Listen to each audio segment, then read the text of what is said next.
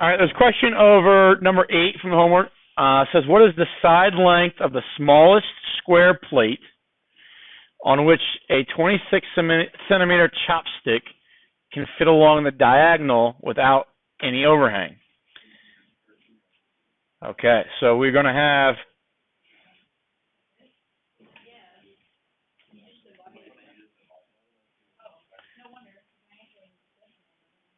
right, so all we've got to do, we've got our square here, right? That's our square plate.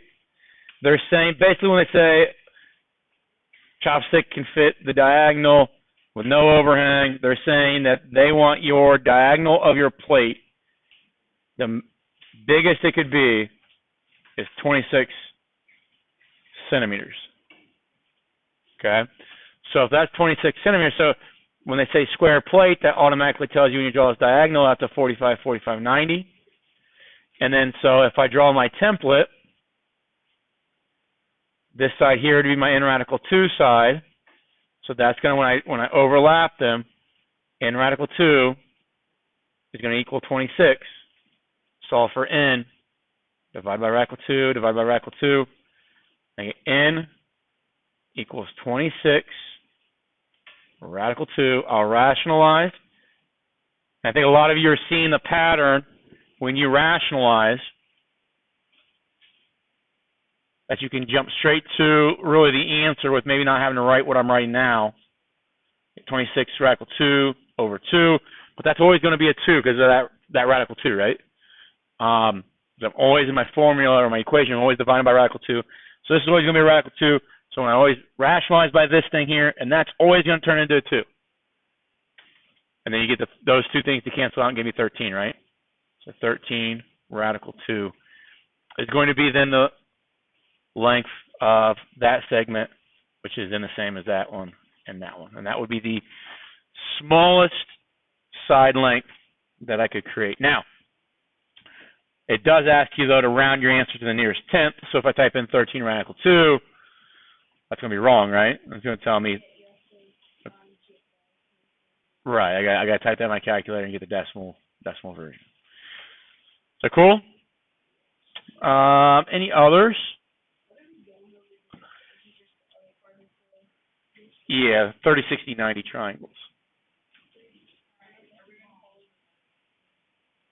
Get through all of them? Probably not. All right, so let's, if you don't have any more questions on that right now, let's go to the notes. And we can, I want to start with kind of the same way I did yesterday, where we start with a triangle. But this triangle that we're going to start with today is going to be a little bit of a different type of triangle. Yesterday we started with a square, right? Today I want to start with that triangle there. What's that triangle look like? It does look like isosceles. Now I want to make it, though, so that it's equilateral. So let's assume that that is equilateral. Okay? So if it's equilateral, what else is it? Equiangular. So this would be 60 degrees.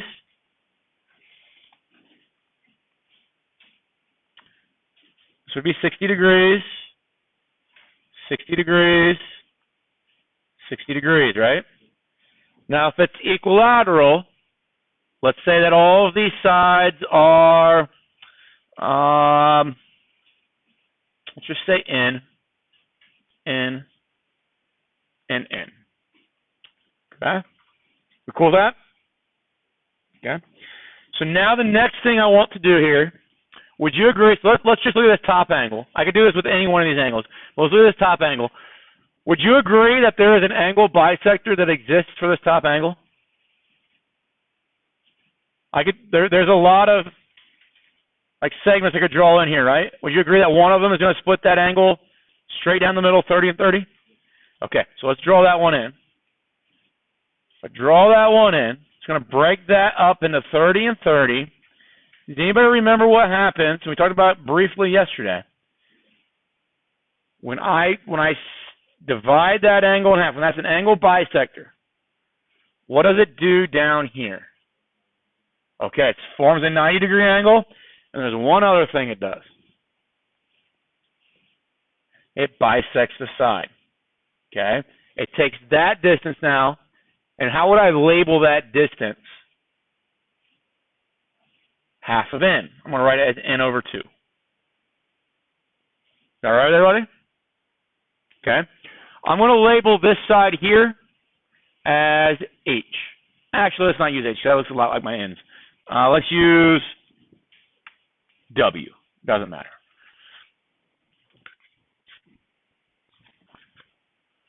Would you guys agree that we have a right triangle here right now?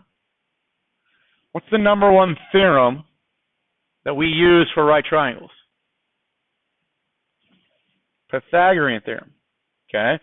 So I'm going to say that n over 2 squared plus w squared is equal to n squared. Is that okay? We'll solve this thing for w. This here would actually be n squared over 4. Is that okay? N over 2 times n over 2 is n squared over 4. Plus w squared equals now n squared. Solving for w, I need to isolate w squared first.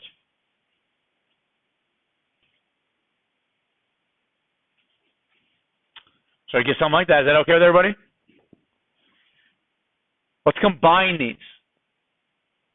Because of the set, so basically n squared minus 1/4 n squared.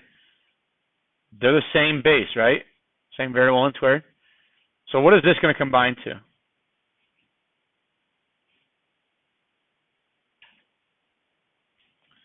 Is n squared the same thing as 4n squared over 4? So what's 4 minus 1? 3. So I have 3n squareds over 4. Is that okay?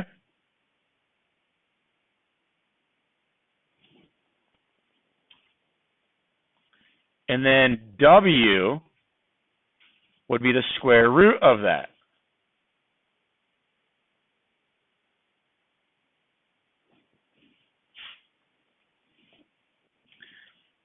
If that's the case, we can break that into this. We can go radical 3, radical n squared over radical 4. That's laws of exponents allows me to take that thing right there and change it to this. What's the square root of n squared? N. Radical 3 is simplified. What is the square root of 4? 2. Okay. Is that okay with everybody? So right now I've got n radical 3 over 2. I'm going to come back up to my picture. I'm going to draw that in my picture. N radical 3. Now, we got some different notation here we can use. N radical 3 over 2 is what I found, right? Can I rewrite that? Is that the same thing as n over 2 times radical 3? That's what I'm going to do. I'm going to say n over 2 times radical 3. Okay. What do you see the relationship between that segment right there and that segment right there?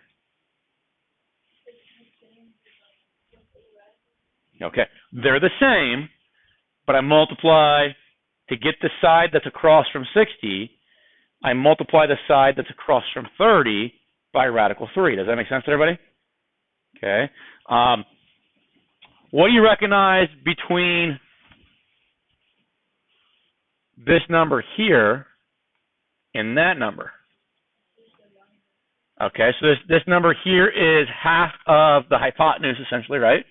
Or the hypotenuse is twice as big, correct? Okay, so let's do this. Let's say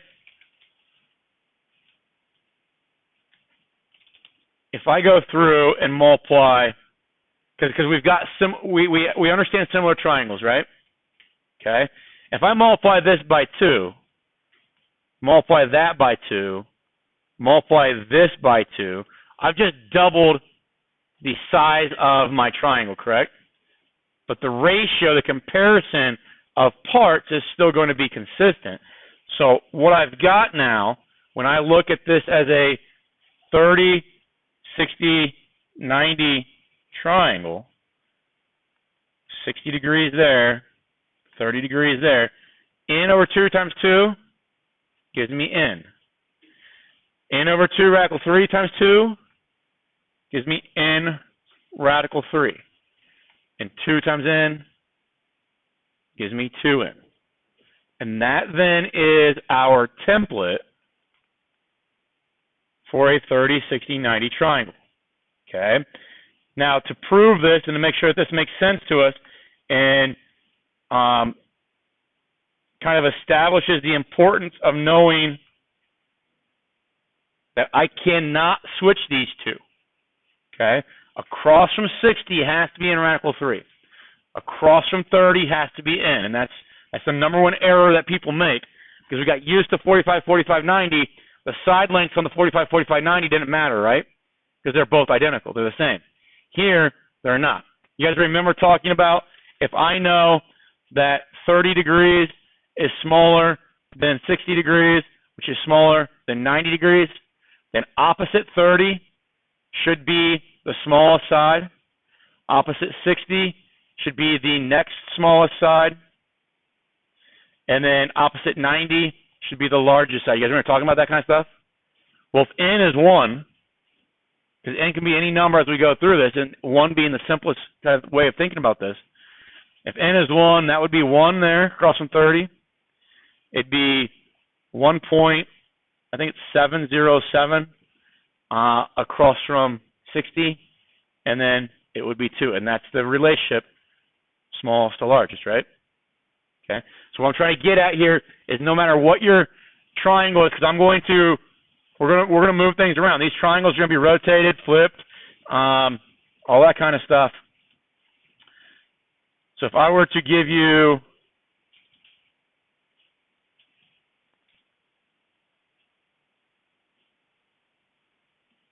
this triangle where that's 30 and that's 60 and that's my right angle, okay, you're going to have to go opposite 30 to find where N goes. You're going to go opposite 60 to find where N radical 3 goes. And you're going to have to go opposite 90 to see where 2N goes. That kind of makes sense? Okay. So that is the logic of a 30, 60, 90 triangle. Yesterday I told you that no matter what, if they give me, so looking at a 45, 45, 90 from yesterday, if they give me this 3 and this 3 radical 2, I can go find 3 down here using the Pythagorean theorem, right? Okay, it will work. My hope is that we use special right triangle information, or isosceles triangle information in this case, to find that 3 easier, but Pythagorean theorem will work. If they give me that, Pythagorean theorem will work to find this missing side. Will Pythagorean theorem work to find the missing sides now? It won't, because the Pythagorean theorem is this thing, right? And if you have 3 unknowns, you need 2 of them in order to solve for the third one. Here I only know 1 of my unknowns. But I can still find this to be 3 because of special right triangles and relationship that we see in special right triangles in 45, 45, 90 due to the Pythagorean theorem. Same idea with 30, 60, 90. If they give me, this side to be 12 and this side to be, 8 or something like that, okay? And those are completely wrong numbers. They would not work to be 30, 60, 90 here. But if they gave me those values, I could use the Pythagorean theorem to find the hypotenuse, okay? But now, if they give me just this, if they say this distance here is 4 radical 3, I don't have enough of my a squared plus b squared equals c squared stuff to find this distance and that distance. Does that make sense to everybody? But because it's 30, 60, 90, I really do have enough to say that this distance is 4 and this distance is 8. And that's what we're trying to get to here, okay? So you can always use the Pythagorean theorem if you have enough information. If you don't have enough information, you're going to have to rely then on your special right triangles. Okay? So Here I'm giving you this one. So don't worry about I just want to do the example. I don't want to talk about the procedure that I have written up there on how you go from the side opposite 30 to finding the side opposite 60, all kind of stuff. I want to use the template idea that we talked about yesterday, where if I were to draw the exact same triangle, where this is 60 degrees and that's 30 degrees, draw the exact same triangle, okay? And I view that triangle as my template. So my template is saying across from 30 is in, across from 90 is 2n, and across from this 60 is n radical 3. Now if I take and drag that template, and every time you do a 30, 60, 90, we had a little bit of leeway with the 45, 45, 90 just because it was isosceles. And really the only difference was the only segment that was different was the hypotenuse. So in that template, I usually just put n radical 2. With this template, you have to put all three things, and you have to put the angles in. Okay, so you got to be more detailed with this image. Now if I drag this over, okay, what segments land on each other that allows you to create an equation? 12 lands on n, right? So it tells me that 12 is equal to n. Okay? Now that's kind of a trivial equation, but what's nice about it now is if 12 is equal to n, what is 2n? 24. And if I take my template back over, that 2n is going to be on that hypotenuse, right? So it's going to become 24. And then what is n radical 3 going to be? 12 radical 3, right? Okay. Now you can always check that by taking 12 squared plus 12 radical 3 squared equals 24 squared. Okay. When you do that, you get 144 plus 144 times 3, okay, equals 24 squared. 24 squared, is that 576? Yes. Okay. So if I take those numbers right there, add them together, I will get 576. And that will give me 576. So the check is the Pythagorean theorem, which tells me then that the process was actually developed using the Pythagorean theorem. That kind of makes sense how I do that? Okay. Now that's provided that they give you n. When they give you n, those are the easiest problems because think about what we're doing. We're either multiplying or we're going to end up being a procedure that we divide in. What would you rather do? If I gave you an option, would you rather multiply or would you rather divide? You'd rather multiply. Multiplication is usually easier than division, right? Okay. So that's the situation. It's a little bit easier because all we're doing to find these other sides is multiplying. Okay. Here is a situation where it would be a little bit different. That's not much different. I guess I don't want to say much different. It's not much more difficult because of the nature of this 22. Okay. But if I take my template again, making sure that I align the 60-degree angle and 30-degree angle correctly with my picture, if I overlay my template, what two things overlap? 2n and 22, right? So because I made my template congruent to this triangle, that means this 22 and this 2n are the same length. So then how do I solve for n? Divide both sides by 2. So n is 11. Now, if n is 11, that's always across from what side? Or what angle? N is always across from 30 in my template, right? So I'm going to come to 30 in my problem, go across from it, and that side has to be 11. So what's going to be across from 60 then? 11 radical 3.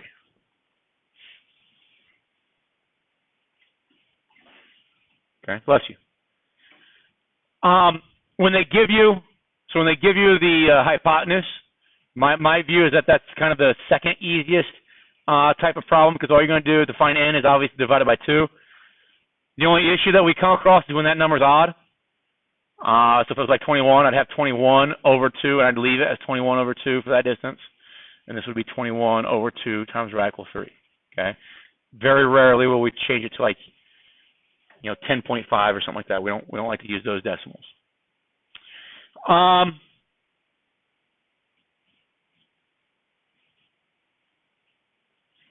Okay. This one's a little bit different, because now they're giving you the side across from 60. When they give you the side across from 60, this is the scenario that people run into an issue with. Okay. And I've got this built up in these. If you were actually reading the notes, it talks about these different scenarios or different cases. This one would be the easier scenario when they give you the side across from 60. Okay, but as we do this, regardless of the side they give you, my hope is that you're seeing the process is to draw this template, lay it on top, and see what things match up, right? And because my template is congruent to my problem triangle, then I'm going to say distances are equal. So now when I lay them on top of each other, what two things equate to one another?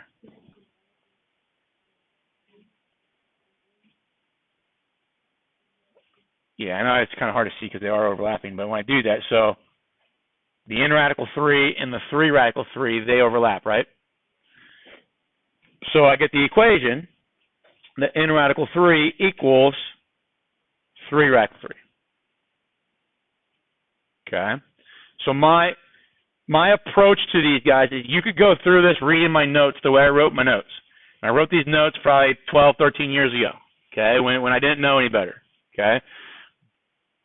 But I think, just through experience, that you can memorize all these notes.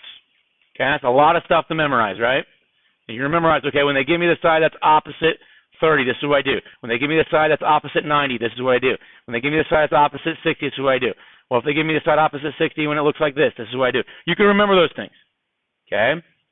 My thought is, let's take care of all of those things with one procedure. Overlap a congruent template and see what segments would be equal to one another. And that's going to generate an equation. Now, all you have to do is rely on your algebra. Okay? So it eliminates the need for a bunch of memorization. Okay? So how do I solve then for n here?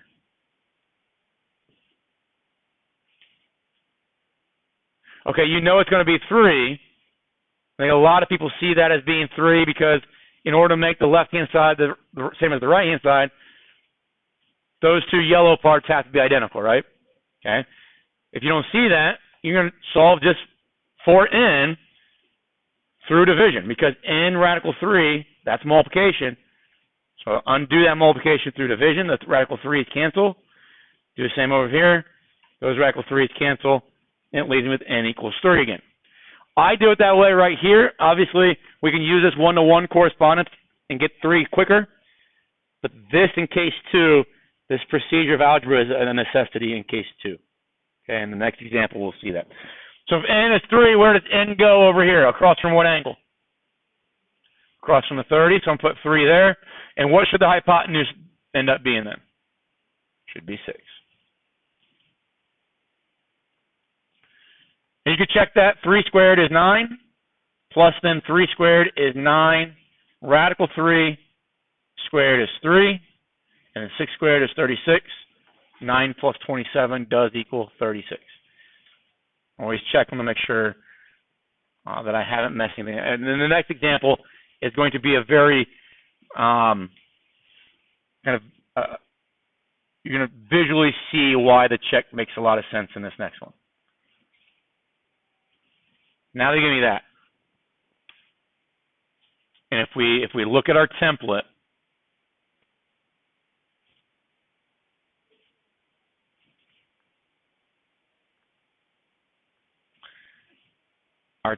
across from 60 is n radical 3, right? Across from 30 is n, across from 90 is 2n. If I take that template and do that, what two things match up? N radical 3 and 5. Okay, so I get n radical 3 equals 5. Okay, so let me see something here real quick. Let me think on the side to make a comparison of what this is saying to us.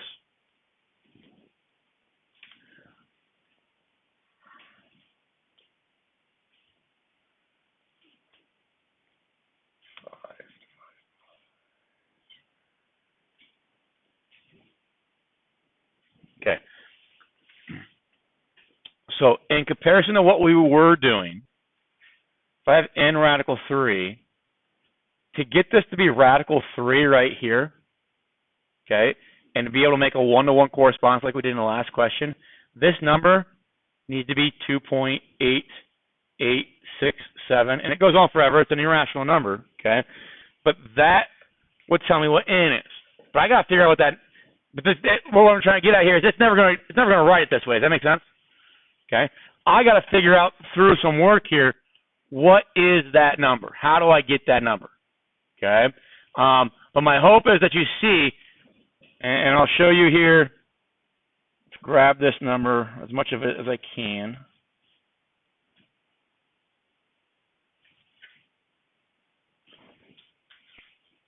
If I take that number and I multiply it by the square root of 3, does it give me 5? Does that make sense? So what I'm telling you here is that the radical 3 that is on this, that is part of this side across from 60, it is always there. It is always a factor of this number, whether it is explicitly written like this as 2.886 radical 3, or if it's already been multiplied through and it gives me 5. Does that make sense? Okay. There's a radical 3 as a factor in here. I'm just not seeing it visually. Well, how do we get that factor to pop out? Well, once I have this equation, just like what we were doing previously, how do I solve for n? Right, I divide by radical 3, because that radical 3 is the coefficient for n on the left-hand side. So I'm going to divide by it, and then on the right-hand side, I'm going to divide by it again. So it gives me n equals 5 over radical 3. Okay. Now, I don't like leaving it that way. Okay. So we're going to rationalize the denominator. So I'm going to multiply the bottom by radical 3, multiply the top by radical 3. Give me 5 radical 3 over 3. And that's how we're going to write our answer for n. Okay? That's what we solved for, right? N is now 5 radical 3 over 3. What angle does 5 radical 3 over 3 now go across from? Careful. We solved for n, though, didn't we? N always goes across from 30. So we've got 5 radical 3 over 3 right there. Okay. Is that doable? How do I go from n to the hypotenuse? What do I need to do with that? Multiply by 2. So I multiply by 2. That's the algebra that I'm going through right there. Multiplying by 2, same thing as multiplying by 2 over 1, right? Okay. Right now, we've got 3 numbers up here being multiplied together. 5 times radical 3 times 2. The associative property, commutative property allow you to move those things around and group those numbers conveniently. Okay? 2 of those numbers are like one another, and 1 of those numbers is not like the other 2. Which 2 are like numbers? Come from the same set of numbers, same group of numbers. 2 and 5. 2 and 5 are rational numbers, right? Okay? Now, this is mathematics that is way beyond anything that we would teach in high school. But whenever we take a rational number times a rational number, we get a you would get a rational number. Okay? Now, that property on algebra, on the group of rational numbers, is called, it's a closed system, meaning that under multiplication, rational numbers are closed, meaning I can multiply a rational by a rational, and I get something out of the rational group. Okay? For instance, let's say I look at the whole numbers. Okay, so our whole numbers are 0, 1, 2, 3, 4, 5, 6, 7, right? If I do subtraction on the whole numbers, they are not closed. Because if I take 5 minus 8, what do you get?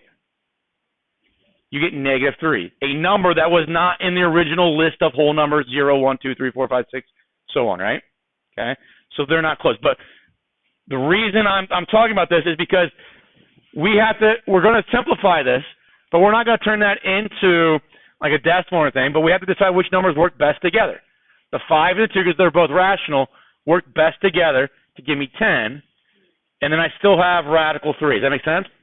Okay, so instead of having 3 numbers being multiplied together, now I just have 2 numbers being multiplied together.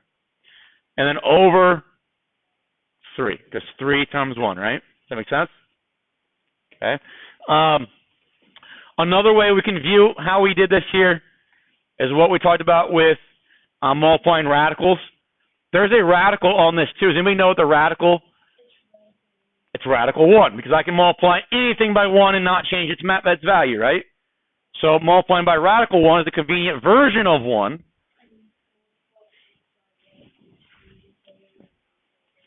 Good. So we multiply the radicands, and that gives me that 3 right there. And I multiply the coefficients, which would give me that number right there. And that then becomes this hypotenuse, 10 radical 3 over 3. Number 1 wrong answer, 10 radical 3 over 6. What? So I multiplied by 2 over 2, right? If I get 10 radical 3 over 3, which is 1. So when I get 10 radical 3 over 6, did I really change that from 5 radical 3 over 3? No, it's the same amount. Okay? So make sure that when you multiply by 2, you're only multiplying the numerator by 2 in situations like that. Okay?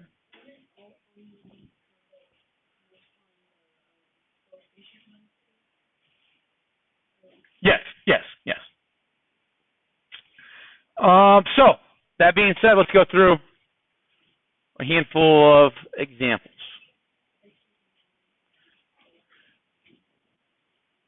Okay, so we're going to go 30 degrees here, right? Okay. Now, you guys can, obviously, each of you, and I think this is good. I don't want to do something and say, you guys have to do it the way I do it. Okay?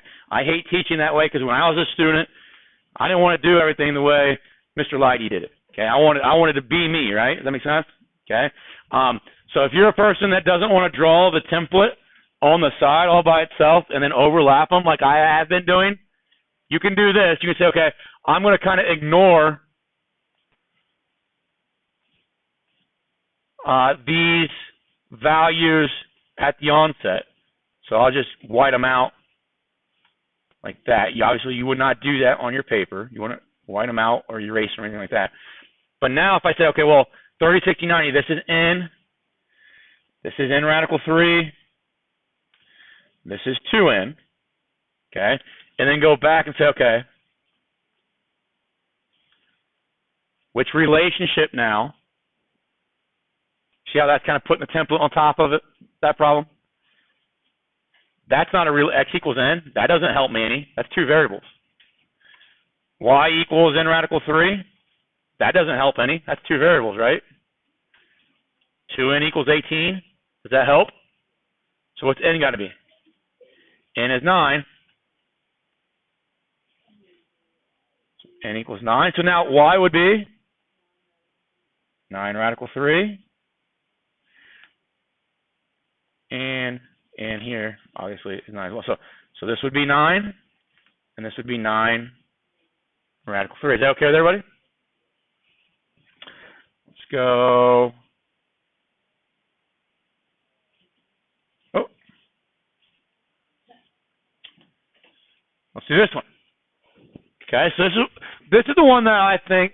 I mean, I haven't shown you the an external one or an extra one here that I think is even harder than this.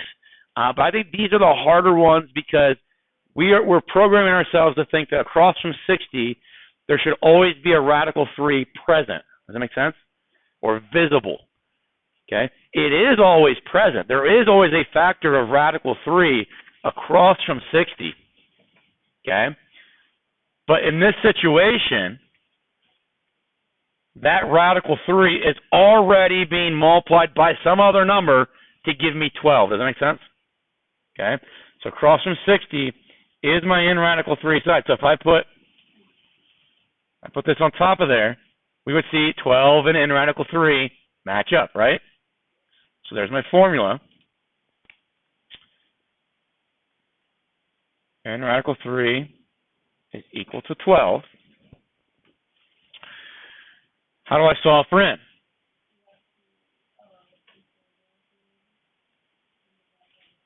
Divided by radical 3. Okay. So I get n is equal to 12 over radical 3. You're saying rationalize.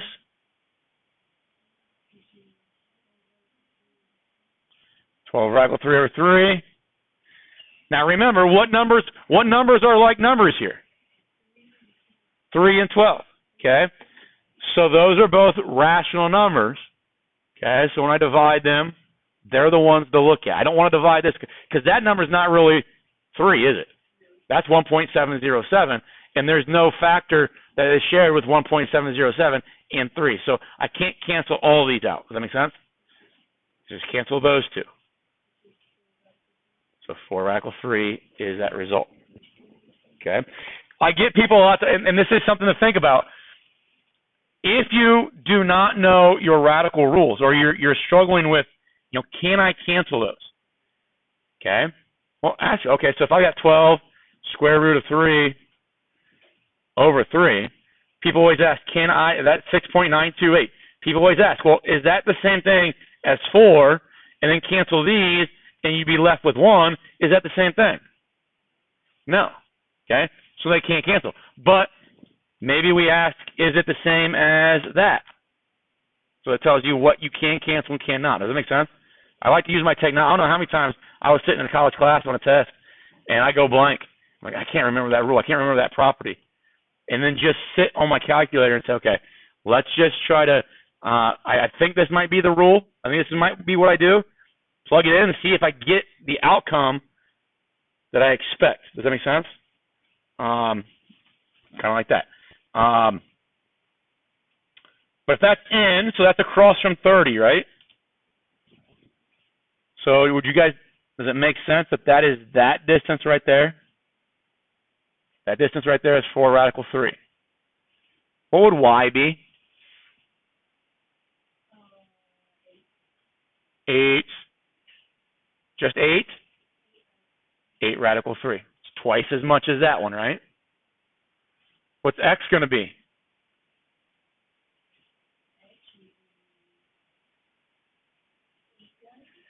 Eight radical 3. Okay? Hopefully that makes sense. What did this triangle have to, if that was a right angle, that was 60 degrees. It is isosceles, but it is equilateral. This is the same picture that we started with to get our relationships, right? So are we seeing 8 radical 3, 8 radical 3, and 8 radical 3? Okay, so it is equilateral. All right, let's do this one here real quick. And then I'll set you off to do your homework. This will be the last example we do.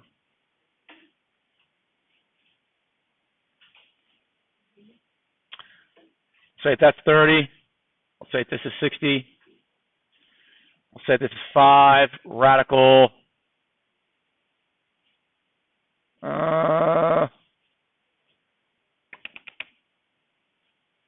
Let's just say 5 radical 5. Okay.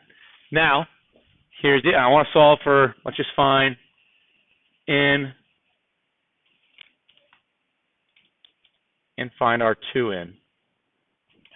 And this is the situation that I said I think is the hardest of them all in regards to them giving you an angle or a distance across from the angle of 60. Because again, we are training ourselves that there should be a radical 3 there in that 5 radical 5, right? And it is. There's a radical 3 in there. It's just not visible to us. Does that make sense to everybody? Okay. I get a lot of people get confused with this in the past because they, I can't do this because that's supposed to be radical 3. It doesn't matter what that number is, whether it's 5 radical 5, 5 radical 2, 7 radical 3 times 4. It doesn't matter. There is a radical 3 inside there somewhere. It just does not have to be visible to us. Okay? Is that okay with everybody? So if I put my template on top of this, this is obviously the n radical 3 side, right? Okay. So now I get n radical 3 is equal to 5 radical 5. What are you going to do now?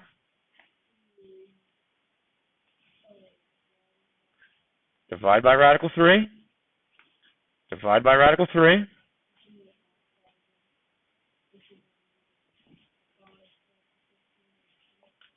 Good. Okay. So I get that. I want to rationalize. So multiply by radical 3. Radical 3. So Jagger's saying, when I multiply a radical times a radical, number on the outside times number on the outside gives me a 5. So the coefficients.